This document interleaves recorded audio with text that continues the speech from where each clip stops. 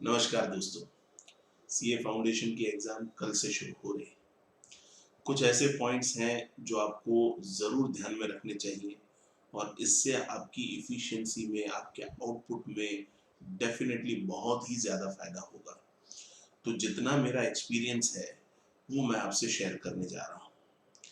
सबसे पहला पॉइंट जो आपको ध्यान में रखना है कि भई कल आपका पेपर अकाउंट्स का है, प्रैक्टिकल सब्जेक्ट है। जनरली स्टूडेंट्स को एग्ज़ाम का प्रेशर इतना होता है कि एग्ज़ाम के पहले दिन वो सोते ही नहीं और बहुत जल्दी उठ जाते हैं, 5 बजे उठ गए, 4 बजे उठ गए और फिर क्या होता है एग्ज़ाम का टाइम आपका दोपहर का है। तो उस समय आपका जो माइंड है वो ऐसी सिचुएशन में नहीं है कि वो प्रॉपर्ली एनालाइज़ कर पाए, प्रॉपर्ली कैलकुलेट कर पाए। तो अभी आपके लिए सबसे महत्व का है कि आज आपको ठीक से प्रॉपर 8 आवर्स की स्लीप लेनी। You have to take 8 hours sleep today. तो स्लीप में कॉम्प्रोमाइज नहीं करना है। आप समझिए कि 2 घंटे ऊपर नीचे आप कम भी सोएंगे तो उससे कोई बड़ा आप डिफरेंस नहीं क्रिएट कर पाएंगे। एग्जामिनेशन में आपका माइंड जो है अच्छी वर्किंग कंडीशन में होना जरूरी है। So take 8 hours sleep today. Second thing, examination के दिन बहुत बार स्टूडेंट ऐसा करते हैं कि अब दोपहर का एग्जामिनेशन है तो चलो मैं सिर्फ जूस पी के चला जाता हूँ, कुछ खाए पिए बगैर आप एग्जाम में चले जाते हैं। या कुछ स्टूडेंट्स ऐसे होते हैं कि जो उनका रूटीन के हिसाब से जो दबा के खाना होता है तो दबा के ही खा के जाते हैं। देखिए दोनों ही स्थिति सही नहीं है। आप ऐसा ना करें कि बिल्कुल खाए पिए बगैर वहां चले जाएं।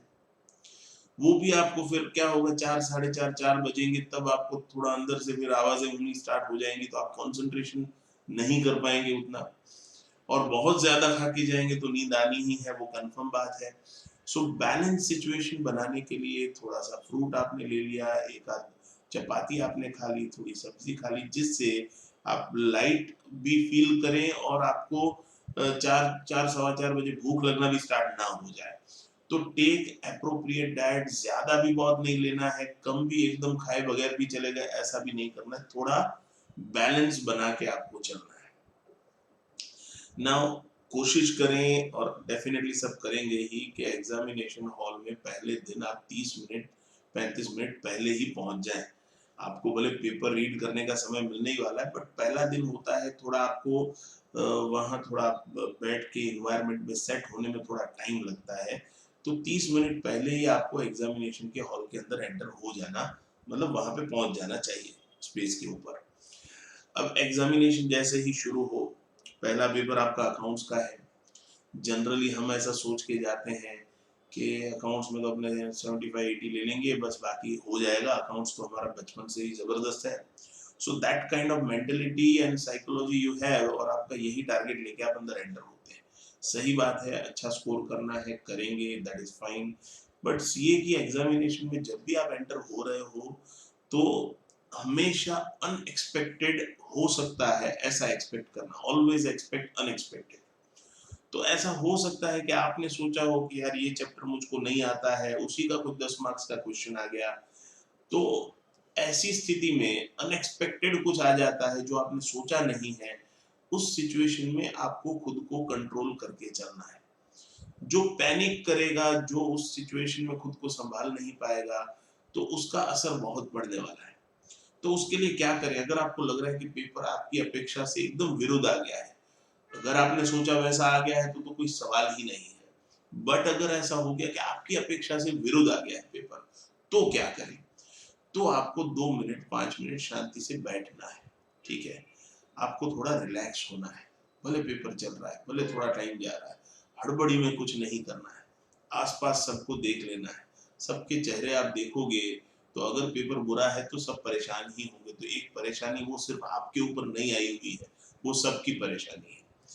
अब आपको शांति से ये एनालाइज करना है कि कौन कौन से क्वेश्चन मुझको आते हैं, उन क्वेश्चन से आपको शुरुआत कर देनी है। तो आपका टारगेट जो है पहले 1 घंटे में यही होना चाहिए कि जो मुझे 40 मार्क्स का आता है वो तो मैं लिख ही लूं।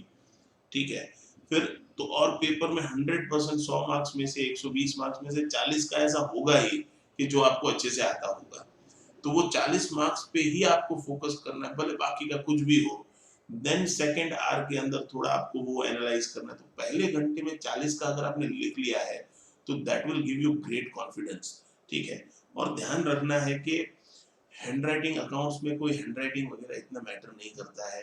मैंने देखा है बच्चों को कि बच्चे पहला क्वेश्चन जो है वो बहुत ही एकदम चाव से लिखते हैं, एकदम अच्छे से लिखते हैं, handwriting proper, presentation proper, and they try कि भाई फर्स्ट इंप्रेशन लास्ट इंप्रेशन। ऐसा नहीं है।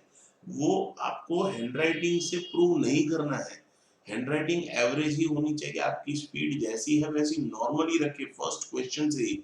अदरवाइज क्या होगा, फर्स्ट क्वेश्चन में आप आराम आराम से करने जाएंगे, पहले क्वेश्चन 16 मार्क्स 20 मार्क्स को ही आप 1 घंटा दे देंगे, देन पूरा का पूरा आपके ऊपर प्रेशर आ जाएगा। तो मैं ये नहीं कह रहा हूँ कि भगा के लिखना है, मैं कह रहा हूँ कि आपकी जो एवरेज स्पीड है, जो आपकी नॉर्मल हैंडराइटिंग है वही प्रेजेंट होनी चाहिए। आपको कुछ ऐसा दिखावा नहीं करना है कि हैंडराइटिंग अच्छी है, या ऐसा कुछ नहीं करना है। आपका कंटेंट अंदर बोलना चाहिए और वो लेजिबल होना चाहिए, that should be in mind, fine. तो इस तरह से आपको प्रेजेंटेशन और वो सब है, सही है, बट उसमें ज्यादा समय नहीं देना। आपका कंटेंट जो है, आपका नॉलेज जो है वो ज्यादा महत्व का है, वो अंदर पुट इन होना चाहिए। और आपके दिमाग में एक ही चीज चलनी चाहिए कि जितना मुझको आता है वो तो छूट नहीं जाना चाहिए, उतना तो मुझे लिखना ही है। फिर वो 60 मार्क्स का हो, 70 मार्क्स का हो, वो तो पूरा अच्छे से मेरा एग्जीक्यूट हो जाना चाहिए। जो नहीं आता है वो नहीं आता है, वो आप कुछ नहीं कर सकते। तो उस समय में अगर कुछ डिफिकल्ट आ जाता है तो वो 3 घंटे आपको थोड़ा फोकस करके खुद को संभाल के काम करना है। नाउ ये हो जाने के बाद से अकाउंट्स का पेपर बहुत अच्छा गया, या हो सकता है कि पेपर थोड़ा खराब गया, किसी भी स्थिति में बाहर निकल के पेपर किसी से डिस्कस नहीं करना है। पेपर अच्छा गया है तो भी पकड़ पकड़ के डिस्कस नहीं करना है कि चलो मेरा अच्छा गया है मैं तो दूसरे को डिमोटिवेट कर दूंगा, नहीं, ऐसा भी नहीं करना है। और खुद का बुरा गया है तो भी आपको वो डिस्कशन नहीं करना है। तो किसी भी तरह से डिस्कशन से अवॉइड करना है, आपको खुद को डिस्कशन से दूर रखना है। पेपर पूरा हो, नॉर्मल रहना है, न्यूट्रल रहना है, और न्यूट्रल रह के आपको चले जाना है अपनी नेक्स्ट पेपर की तैयारी की ओर। डिस्कशन करेंगे, डीमोटिवेट होंगे, या जो भी है, जो भी होगा, मतलब अच्छा होगा बुरा होगा जो भी है, मतलब कुछ चीज आपके लिए अच्छी होगी दूसरे के लिए बुरी हो जाएगी। आप आंसर डिस्कस करेंगे, आपका सही होगा, चलो आप खुश हो जाएंगे, उसका कुछ गलत हो गया वो दुखी हो जाएगा। और ये चीज ऐसी है जो अभी आप रिवर्स भी नहीं कर सकते हैं।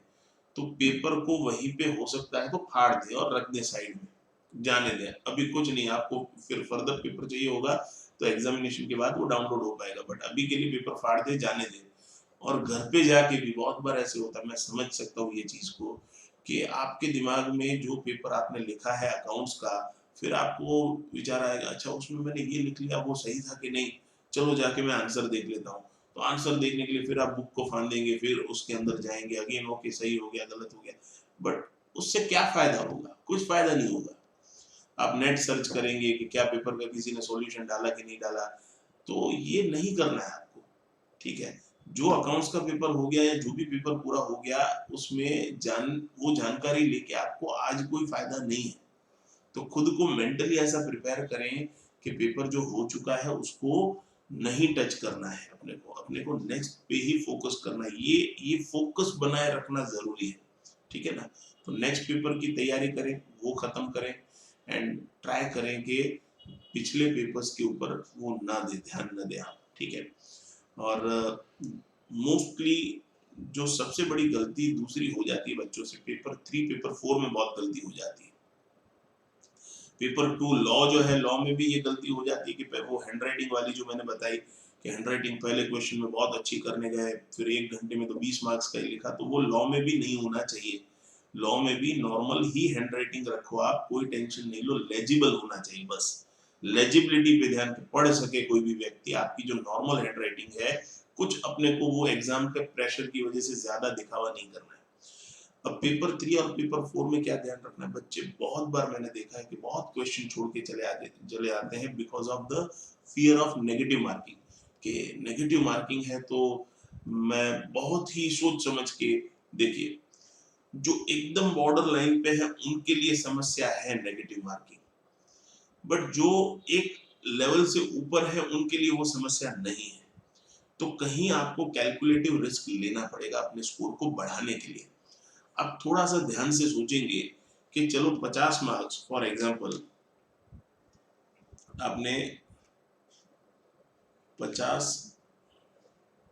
क्वेश्चंस ऐसे अटेम्प्ट कर दिए 50 मार्क्स के, जो आपको लग रहा है कि मिक्स आपका ओपिनियन है।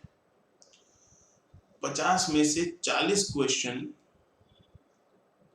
से रॉन्ग क्वेश्चन आपके हो गए 40, 80% गलत हो गया, और करेक्ट क्वेश्चन हो गए 10।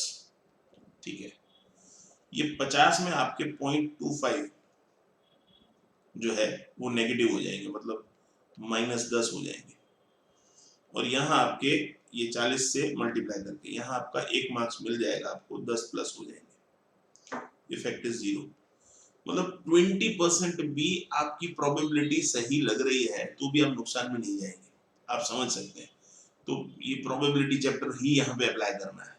So basically, if you are having a reasonable confidence about the questions, उसको जाने नहीं देना है, डर नहीं रखना है, ठीक है, कि अच्छा नेगेटिव मार्किंग, बट इतने क्वेश्चन आपके 4 क्वेश्चन आपके गलत हो गए और पांचवा एक क्वेश्चन सही हो गया, तो वो 4 गलत का जो नुकसान है वो पांचवा क्वेश्चन भरपाई कर देगा। मैं ये नहीं कह रहा हूँ सोचे समझे बगैर कर दें, बट कैलकुलेटेड रिस्क आपको लेना चाहिए। जब नेगेटिव मार्किंग की वजह से सारा पेपर आप सिर्फ 40 अटेम्प्ट करके आ गए या 45 अटेम्प्ट करके आ गए, तो ज्यादा जोखिम है। सो बेटर कि आप ज्यादा अटेम्प्ट करें, जहां पे एकदम लग रहा है कि गलती है तो वो नहीं करें भले आप, बट जहां आपको रीजनेबल कॉन्फिडेंस है ऐसे क्वेश्चन छोड़ के ना आए, ठीक है ना। तो ये चीजें ध्यान में रखें, खुद को एकदम कंट्रोल्ड इमोशन में रखें। एंड फ्रेंड्स, पूरा जो है आपने इतना मेहनत किया है, इतने अच्छे से तैयारी की है, अब चीज आती है खुद को कंट्रोल करने की, और इसको एक नॉर्मल एग्जामिनेशन की तरह ही लें। ऐसा नहीं है कि सीए का एग्जाम है ये हो जाएगा वो, take it as if it is a normal exam. You have given many exams, you have achieved lot of good marks in past examination, उसी को लेके आप चले, ये कुछ अलग नहीं है, आपने बहुत अच्छी तैयारी की है, and you all will come out with flying colours. चीज है कि आप उसको कैसे हैंडल करते हैं, ठीक है। नॉलेज आप सब में है, प्रॉब्लम है कि हम उसको ठीक से उस 3 घंटों में हैंडल नहीं कर पाते। तो 3 घंटे का स्ट्रेटेजी हमारे दिमाग में क्लियर होना चाहिए, ये भी सोच के जाना है कि डिफिकल्ट आ गया तो मैं कैसे रिएक्ट करूंगा, और इजी है तो अच्छा ही रिएक्ट करेंगे, ठीक है ना। Fine, best of luck to all of you. पूरा अपना फोकस लगा के ये एग्जाम दें एंड एंजॉय द एग्जाम, ठीक है। ये पाइपलाइन में जो है वो जितना आप अच्छे से एंजॉय करेंगे उतना आपकी इफिशिएंसी और आउटकम बेटर आएगा। Fine, best of luck to all of you, thank you.